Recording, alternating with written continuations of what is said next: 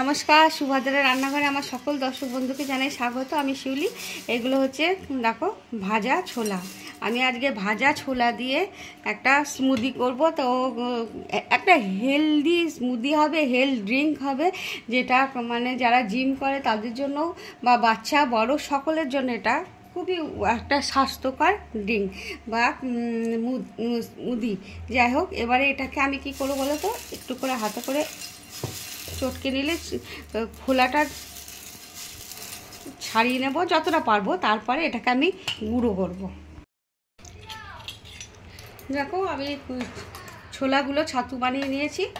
এবারে আমি ওর সাথে কি দিচ্ছি দেখো, কতগুলো কলা দিয়ে দিলাম। ড্রাই ফ্রুট পছন্দ মতো দেবে, কিশমিশ দিলাম, খেজুর, আমন্ড বাদাম ভিজিয়ে রেখেছিলাম, কতগুলো কাজু বাদাম দিয়ে দিলাম। এবারে আমি দুধ দিয়ে দিচ্ছি। এবারে আমি এটাকে ব্লেন্ড করব।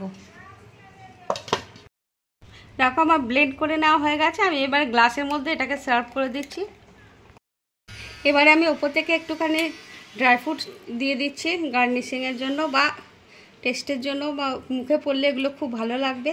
একটু কিশমিশ দিয়ে দিলাম, একটু কাজু ছড়িয়ে দিচ্ছি, একটু আমন্ড বাদাম দিয়ে দিচ্ছি, আর কি দিচ্ছি বলো তো, খেজুর দিয়ে দিলাম। তোমরা এইভাবে অবশ্যই বানাবে, বানিয়ে খাবে, খেয়ে আমাকে কমেন্ট করে জানাবে তোমাদের এই হেলথ ড্রিঙ্কটা কেমন লেগেছে।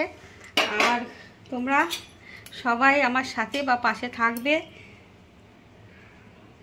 এবার দিচ্ছি মধুটা অপশনাল, যদি তোমাদের পছন্দ হয় দেবে, আর না হলে মানে দেবে না।